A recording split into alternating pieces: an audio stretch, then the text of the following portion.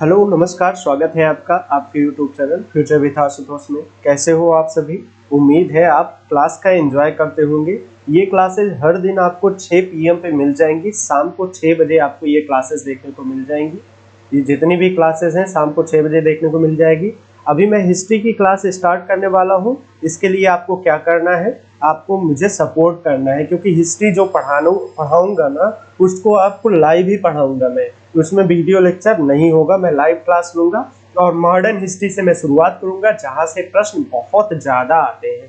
तो उम्मीद है आप इसको समझेंगे और सपोर्ट करेंगे। और मैं एक गारंटी दे सकता हूँ कि जो मैं हिस्ट्री पढ़ाऊंगा, जैसे कि मैंने कई सारी कोचिंगों में भी पढ़ाया है, तो हिस्ट्री का लेवल जो होगा यूपीएससी के बहुत आसपास होगा, यूपीएससी का लेवल होगा जिससे आप यूपीएससी क्रैक कर सकते हो। अगर आपका हिस्ट्री ऑप्शनल है ना, तो भी आप उसको पढ़िए, बहुत ही हेल्पफुल होने वाला है। मैं उम्मीद करूंगा कि आप उसको समझोगे। तो फिलहाल यहाँ पे बायोलॉजी चल रहा है। बायोलॉजी में मैं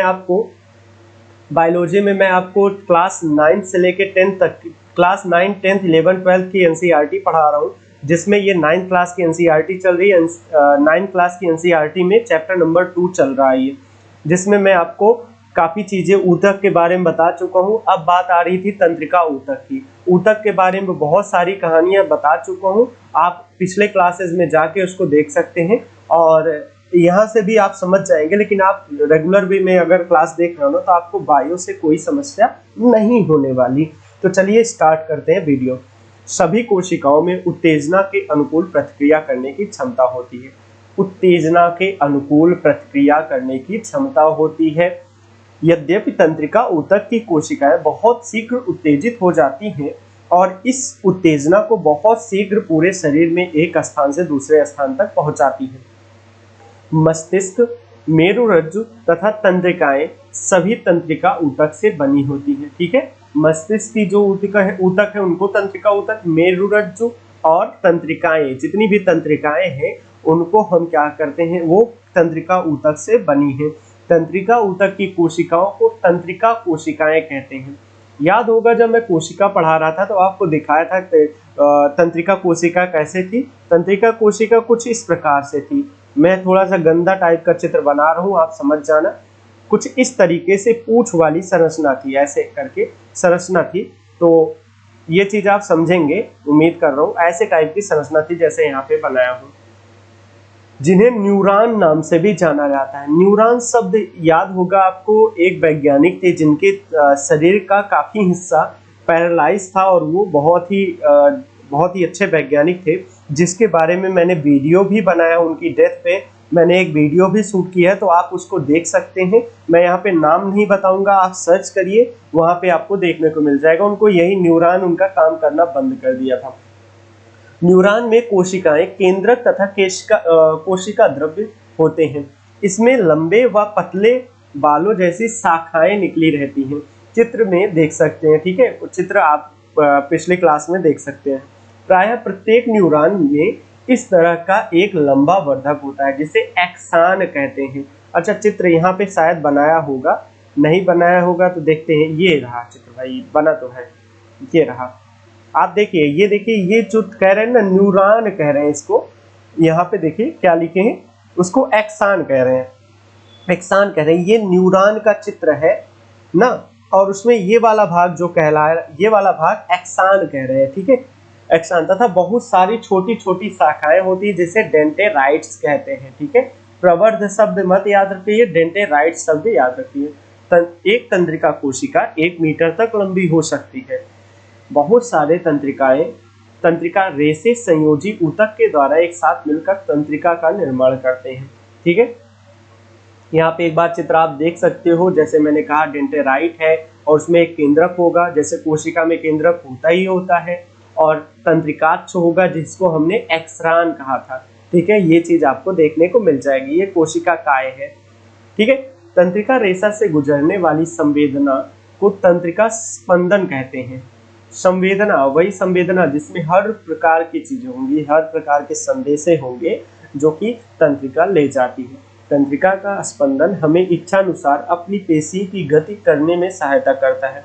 तंत्रिका तथा पेशी ऊतक का कार्यात्मक संयोजन प्रायः सभी जीवों में मौलिक होता है, ठीक है, सभी जीवों में मौलिक होता है। ये चीजें देखिए, ये लाइन आप याद रखिएगा, क्योंकि ये लाइन आ सकता है एक यूपीएससी की दृष्टि से देखें, यूपीएससी या यूपीपीसीएस की दृष्टि से देखें, पीएससी की दृष्टि से देखें तो ये आ सकता है, एसएससी बैंक भी पूछते रहते हैं, ठीक है। तो यहाँ पे ये तंत्रिका ऊतक खत्म हो गया और इसी के साथ ये वाला जो चैप्टर था ना वो भी खत्म हो गया। तो मैं नेक्स्ट चैप्टर स्टार्ट करता हूँ, नेक्स्ट चैप्टर आपको बताता हूँ और आपके यहाँ पे क्या क्या सीखा उसको भी देख लेते हैं एक बार, क्योंकि ये बहुत इंपॉर्टेंट चैप्टर है। ऊतक कोशिकाओं का समूह होता है, यहाँ पे ऊतक के बारे में लिखा है, ऊतक कोशिकाओं का समूह होता है जिसमें कोशिका की संरचना और कार्य एक समान होते हैं।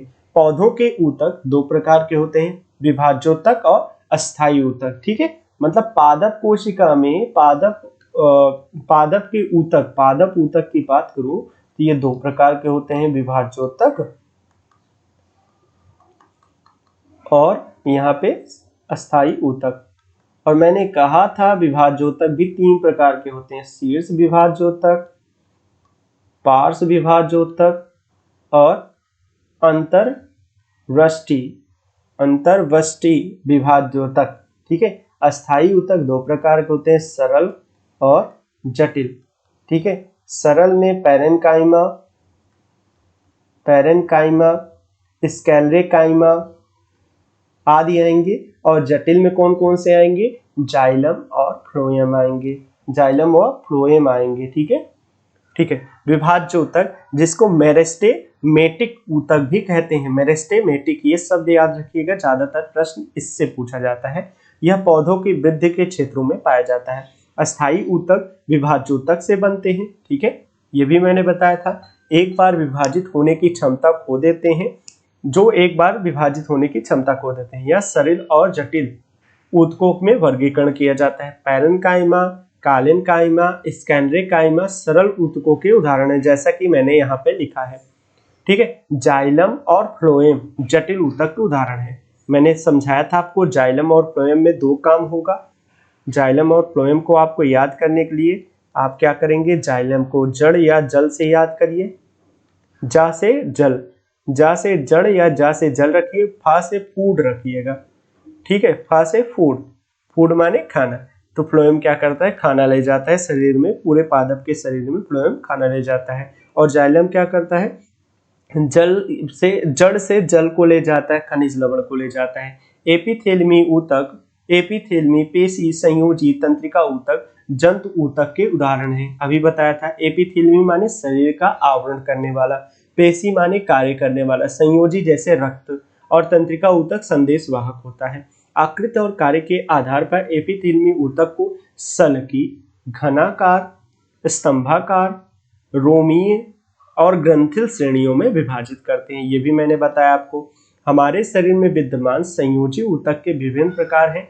एरियोलर संयोजी ऊतक, एपिटोज ऊतक, अस्थि, कंडरा, स्नायु, उपास्थि, ये चीज मैंने छोड़ी है अभी आपको अलग से बताने के लिए, ठीक है। पेशी ऊतक तीन प्रकार के होते हैं, रेखित, आरेखित और कार्डिक, यानी हृदय, कार्डिक। कार्डिक शब्द आप याद रखिएगा, अभी जब श्रीदेवी की जो मृत्यु हुई थी ना, श्रीदेवी की मृत्यु की वजह से ये कार्डिक शब्दावली जो थी बड़े चर्चा में आई थी, उस समय की बात बता रहा हूँ, ठीक है। तो ये चीजें याद रखिएगा, हो सकता है कार्डिक शब्द का वो आप पूछ ले कार्डिक क्या है तो आप कहोगे हृदयक पेशी है। तंत्रिका ऊतक न्यूरॉन से बना होता है, न्यूरॉन जो संवेदना को प्राप्त और संचारित करता है, ठीक है। इतनी चीजें हो गई। अब आपको प्रश्न अगर लिखना है, जैसे आप किसी चीज की तैयारी कर रहे हो, वहां पे आंसर राइटिंग आपको करनी है, तो आप यहाँ पे कर सकते हो, ऊतक को परिभाषित कर सकते हो कि ऊतक किसे कहते हैं। तो इस पे छोटा सा निबंध टाइप का, छोटा निबंध नहीं कहूंगा, आप जैसे 100 वर्ड इस पे लिख सकते हो। ऊतक के प्रकार उकार सबको रख लो, कितने प्रकार के तत्व मिला के जाइलम ऊतक का निर्माण होता है, इसके बारे में भी आप लिख सकते हो, ठीक है। पौधों के सरल जटिल ऊतकों को किस प्रकार भिन्न करते हैं, ये चीजें क्या है ना कि आपको थोड़ा सा सब्जेक्ट की समझ रखती हैं। रंध्र किसे कहते हैं, तीन प्रकार के ऊतकों की बात करें, और कार्डिक पेशी या विशेष कार्य की बात करें, आदि आदि देखने को मिल जाएंगे, ठीक है। तो यहाँ पे आपको प्रश्न देखने को मिल जाएंगे, जैसे मैंने कहा ये सरल ऊतक, यहाँ पे आप पैरेन्काइमा भर सकते हो, पैरेन्काइमा, और जाइलम फ्लोएम, ठीक है। यहाँ पे स्कैलरे काइमा भर सकते हो, ठीक है। यहाँ पे आपको सारी चीजें क्लियर हो गई होंगी उम्मीद कर रहा हूँ। तो बस आज इतना ही करना था, इसके बाद की कहानी आपको बताएंगे बाद में। तो आज इतना ही रखते हैं, आज छोटी सेशन है। तो उम्मीद है आपको क्लासेस पसंद आ रही है। प्लीज चैनल को सब्सक्राइब कर दीजिए, लाइक कर दीजिए, क्योंकि आपके लाइक की बहुत ज़्यादा ज़रूरत है। टारगेट रखते हैं हमेशा की तरह 100 लाइक का। 100 लाइक आप कर दोगे, 100 लाइक कर दोगे और 1000 व्यू का टारगेट रखता हूं मैं इस वीडियो पे, ठीक है। और सब्सक्राइब तो आप करेंगे ही, ठीक है। इसके अलावा हिस्ट्री की जो मॉडर्न हिस्ट्री की क्लास चलेगी वो पूरी तरह मेरी हैंडराइटिंग से ही होगी। मैं ऐसे ही आपको पढ़ाऊंगा, लाइव क्लासेज होंगी। इसके लिए आप तैयार हो जाइए, जल्द ही मैं आपको सूचना दूंगा, आपको लाइव आके ही सूचना दूंगा, ठीक है। और टाइमिंग करीब यही रहेगा 6 PM पे ही। अगर कोई समस्या आएगी तो मैं आपको नए टाइम टेबल को बताऊंगा। तो उम्मीद है आप अच्छे होंगे। धन्यवाद।